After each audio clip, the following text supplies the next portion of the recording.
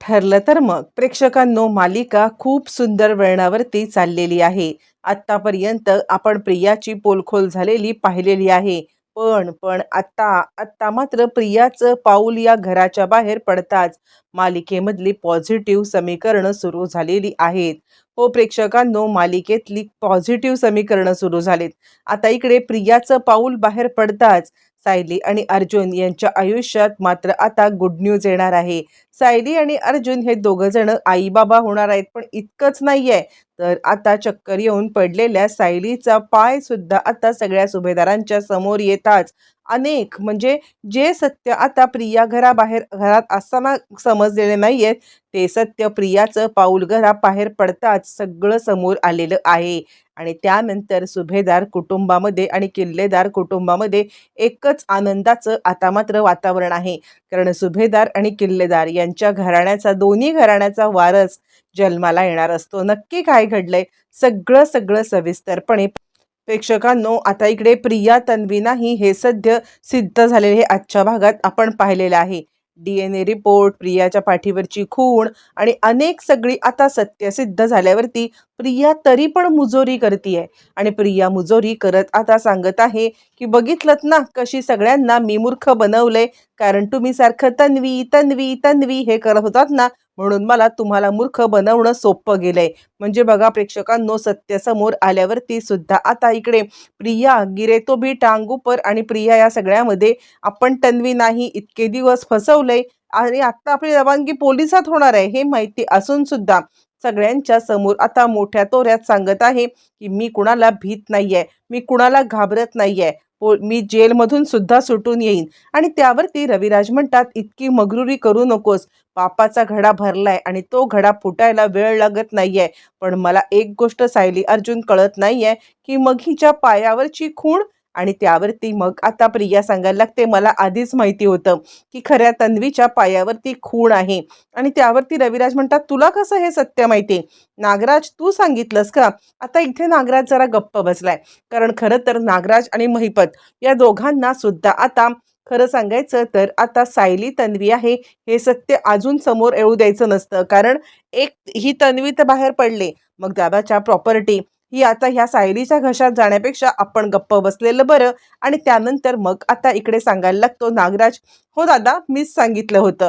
त्यावरती प्रिया म्हणते असं सगळ्यांनी खोटं बोला पण मी आता खोटं बोलणार नाहीये.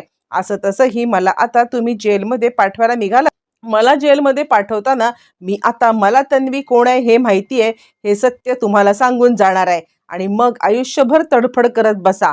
मला जेलमध्ये एकदा का पाठवलंत ना की तुम्हाला आयुष्यात कधीही खरी तन्वी कोण आहे, कुठे आहे, तिला मी कुठे लपवून ठेवलंय किंवा ती माझ्या ताब्यात कुठे आहे हे कळणारच नाहीये. आता प्रियाच्या या वाक्याने सगळेजण हादरतात. आणि त्यानंतर मग आता इकडे सांगायला लागतो अश्विन, अगं जरा तरी माणुसकी उरली असेल तर प्रतिमा आत्या आणि रविराज काका यांचा विचार कर आणि आता खरी तन्वी कोण आहे हे सांगून टाक. बाद झालं आतापर्यंत जे काही तू केलंयस ना त्यामध्ये तुझी आता खरंच कीव करावी असं मला वाटतंय, पण खरंच तुझी कीव करण्याची पण लायकी नाहीये.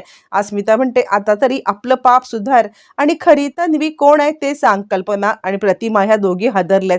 पूर्णाजी म्हणते ती आता आपल्याला कधीच हे सांगणार नाही. तिला माहिती असेल ना तरी ती खोटं सांगेल, त्यामुळे तिला विचारण्यात काही अर्थ नाहीये.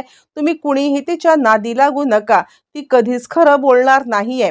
असं म्हणत पूर्णाजीने मात्र आता सगळ्यांच्या समोर तिला भीक घालायचं बंद केलंय. आणि काही हरकत नाहीये, खरी तन्वी कोण आहे हे देवाच्या मनात असेल ना तर आता आम्हाला नक्की समजेल.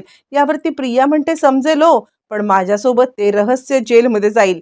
जर मला जेलमधून बाहेर पडण्यासाठी मदत केलीत ना तर आणि तरच खऱ्या तन्वीचं रहस्य मी सांगेन.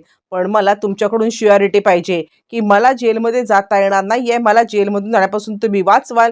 आणि आता सगळं हे जे काही शांताबिंताचा खुनाचं हे आहे ना हे सगळं सगळं आता तोंड बंद ठेवाल तर आणि तरच खरी तन्वी कोण आहे हे आता मला समजेल. यावरती रविराज म्हणतात बिलकुल नाही, तुझं एक शेवटचं वाक्य आता मला चांगलंच कळलेलं आहे किंवा मला तुझं शेवटचं वाक्य पटलेलं आहे की ज्या वेळेला हृदय आपलं एखाद्या व्यक्तीची आतुरतेने किंवा एखाद्या वस्तूची आतुरतेने वाट पाहत असं ना, तेव्हा खरंच आपला मेंदू काम करणं बंद करतं. तसंच आमच्यासोबत आता झालं होतं. आम्ही आमच्या तन्वीची आतुरतेने वाट बघत असताना खरं काय, खोटं काय याचा आम्ही विचारच नाही केला आणि मूर्खासारखे तुझ्या जाळ्यात अडकलो आणि आत्ता पण तू तेच माइंड गेम खेळतीयेस. आत्ता पण तू तेच करतीयेस. हे न समजण्याइतका आता मी मूर्ख नाहीये.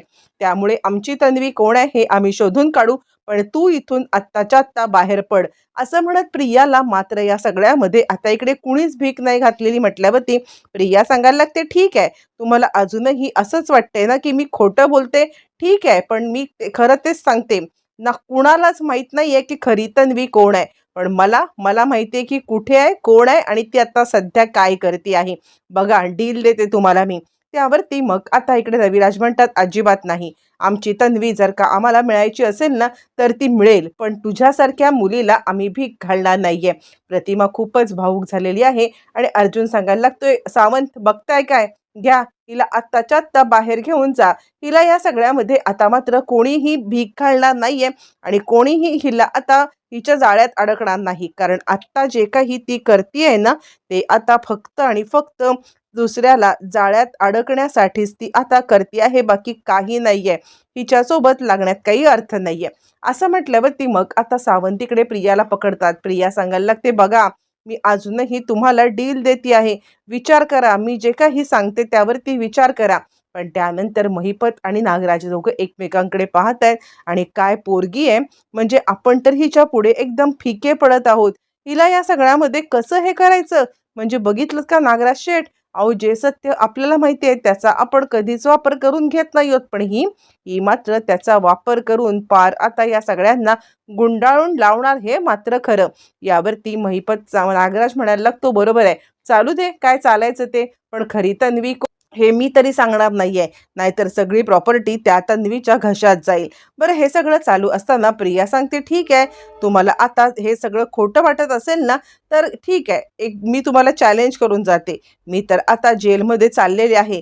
पण खऱ्या तन्वीचं सत्य होता होईस्तोवर तुमच्या समोर येणार नाही, अशी तरतूद करून मी जाईल. एक दिवशी जेलमध्ये माझ्या पायाशी याल ना, त्याच वेळेला तुम्हाला खऱ्या तन्वीचं सत्य समजेल. पण त्यावेळेला माझ्या अटी कदाचित बदलल्या असतील.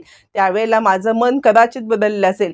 त्यावेळेच्या अटी जरा अटी, नियम, शर्त आता जास्त स्ट्रिक्ट होतील." अर्जुन म्हणतो, "बास कर तुझी बडबड. तुझ्या अटी, शर्ती, नियम आता आम्हाला जाणून घ्यायचे नाहीयेत आणि ना आम्ही ते कधीच मान्य करणार आहोत. आत्ताच्या आत्ता इथून चालती हो. या घरात तुला आता थारा नाही." रविराज म्हणतात, "हिची बडबड काय ऐकून बसल्यास अर्जुन? हिला दे सावंतांना घेऊन जा. सावंत हिला घेऊन जा." आणि त्यानंतर मग आता सायली सांगायला लागते, "बास, तुझं खूप ऐकलं. मला आत्ता फक्त रविराज काकांचं मत ऐकायचं होतं. ते या सगळ्यामध्ये काय रिॲक्ट करतायत हे जाणून घ्यायचं होतं. त्यांना खरंच तुला आता म्हणजे तन्वी जाणून घ्यायचे की तुला शिक्षा द्यायची आहे हे जाणून घ्यायचं होतं. तन्वीला शोधायचं आम्ही आता शोधू. त्याचं आम्ही काहीही करू. पण तुझी तुझी मात्र या सगळ्यामध्ये मदत आम्ही घेणार नाही म्हणजे नाही. आत्ताच्या आत्ता इथून चालती हो." असं म्हणत सायली आता चिडलेली आहे. प्रियाचा हात धरते, तिला फरफटत बाहेर नेते. तिच्या मागोमाग सगळे आलेत आणि रविराज म्हणतात, "बरोबर बोलतीये सायली. सायली जे काही बोलते ना ते सगळं सगळं बरोबर आहे.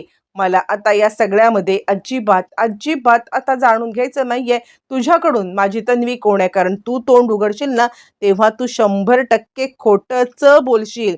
तू खोट्याशिवाय दुसरं कधी काहीच बोलत नाहीयेस आणि तेच आता मला नको आहे. म्हणूनच आता काहीही झालं ना तरी सुद्धा तुला या सगळ्यामध्ये तुझं म्हणणं मी ऐकणार नाहीये. कारण तू पुन्हा एकदा मायाजाळ रचशील आणि खोट्या तन्वीला समोर घेऊन येशील. मला माहिती आहे. त्यामुळे देवाच्या मनात असेल ना तर माझी मुलगी मला मिळेल." असं म्हणत प्रियाला मात्र आता इकडे सावंतांच्या हवाली केले आणि त्यानंतर मग आता प्रियाला इकडे सांगायला लागते ती म्हणजे सायली, "खबरदार, खबरदार या सगळ्यामध्ये पुन्हा जर का आमच्या इथे तोंड वरती करून बघण्याचा प्रयत्न केलास तर तू आता इकडे यायचं पण नाहीये. बघायचं तर दूरची गोष्ट आहे. आमच्याकडे नजरवरती करून बघितलंस ना तर गाठ आता या सायली सोबत आहे. माझ्या कुटुंबाकडे किल्लेदार आणि सुभेदार यांच्याकडे पाहण्याचा प्रयत्न जरी केलास तरी सुद्धा तुला आता तिथल्या तिथे तंगड तोडून ठेवेन आणि जा हिला घेऊन जा." असं म्हणत आता इकडे प्रतिमा सांगायला लागते, "खरंच आहे. हिचं तोंड बघण्यापेक्षा ना मला आता खरंच ह्या प्रियाचं काय करावं कळत नाहीये. इतकी धादांत खोटी आणि इतका आपल्या प्रेमाचा गैरफायदा तिने घेतलाय ना, बाद झालं. आपल्या घराचं संकट टळलेलं आहे. फायनली प्रियाची रवानगी जेलमध्ये झाली आणि त्यानंतर घरातले सगळेच हतबल झालेले आहेत. कुणालाच काहीच कळत नाहीये आणि सगळेच जण आता त्यांचं डोक्यामध्ये एकच विचार आहे, की आपण कसे मूर्ख बनलो आणि इतके दिवस मूर्ख बनून या मूर्ख मुलीचं सगळं सहन कसं केलं. आणि त्यानंतर मग आता सायली सांगते, कुणीही उदास व्हायचं नाहीये. आपल्या घरातली इडापिडा टळून गेली आणि प्रतिमा आत्या आणि विराज काका, मी तुम्हाला वचन देते, खऱ्या तन्वीला मी शोधून काढेन. आणि असं म्हणता म्हणता सायली थरथरायला लागते. सगळेजण तिच्याकडे पाहत आहेत. प्रतिमा म्हणते, हे बघ, अजिबात तू काळजी करू नकोस. देवाच्या मनात असेल ना, तर माझी मुलगी मला नक्कीच भेटणार आहे आणि हिच्याकडून मला माझ्या मुलीचं सत्य जाणून घ्यायची गरज नाहीये, कारण खोटारडी मुलगी आता सुद्धा आपल्यासोबत खोटंच वागणार. त्यानंतर मग आता सायली इकडे बोलता बोलता थरथरायला लागते आणि सायलीला चक्कर आलेली आहे. प्रेक्षकांनो, जबरदस्त प्रोमो आउट झालेला आहे. इकडे सगळेच जण सायलीकडे पाहत आहेत आणि त्यानंतर प्रतिमा सांगायला लागते, पाणी आण, पाणी आण. कल्पना पटकन पाणी आण. विमल धावत जाते आणि पाणी आणते. त्यानंतर कल्पना सांगायला लागते, काही नाही अगं, तिला स्ट्रेस आला असेल. हे सगळं इतके दिवस चाललंय ना, इतके दिवस या सगळ्यामध्ये आता मात्र आपण प्रत्येक ह्याच्यामध्ये आपण तिला ती कुणाला सांगतच नव्हती. स्वतः सगळं हँडल करत होती आणि हेच करत असताना तिला किती मनस्ताप झाला असेल ना, हा आपण विचार सुद्धा करू शकत नाही आहोत. आणि याच कारणासाठी तिला आता त्रास झालाय. पण मात्र आता इकडे सांगायला लागते, सुमन, पण मला काय वाटते, डॉक्टरांना बोलव ना. अश्विन म्हणतो, 1 मिनिट, मी चेक करू का वहिनीला. आणि असं म्हटल्यावरती अश्विन आता चेक करतोय. त्याला काहीतरी सस्पिशियस वाटलंय. अश्विन सांगायला लागतो, एक काम करतो, मी डॉक्टरांना बोलवून घेतो. आणि त्यानंतर अर्जुन म्हणतो, का रे, काही प्रॉब्लेमॅटिक आहे का. अश्विन म्हणतो, नाही दादा, तसं काही नाही, मला जरा वेगळंच काहीतरी वाटतंय. आणि त्यानंतर अश्विन आपल्या सिनियर डॉक्टरांना बोलवून घेतोय. ज्या वेळेला अश्विन आता सिनियर डॉक्टरांना बोलवतोय आणि सिनियर डॉक्टर ज्या वेळेला चेक करतायत आणि त्याच वेळेला सगळ्या फॅमिलीला मात्र आता इकडे सायलीची गुड न्यूज मिळत आहे. प्रेक्षकांनो, पण या वेळेला जेव्हा सायली खाली पडले तेव्हा प्रतिमाने तिच्या पायावरची खूण बघितले. पण त्या गडबडीमध्ये प्रतिमा काहीच बोललेली नाहीये किंवा प्रतिमा काहीच विचार पण प्रतिमाने काही केलेला नाहीये. पण ज्या वेळेला सायली शुद्धीवरती येणार तेव्हा मात्र या खुणेचं सत्य आता प्रतिमा समोर आणू शकेल का, येणाऱ्या भागात सगळं कळणार आहे.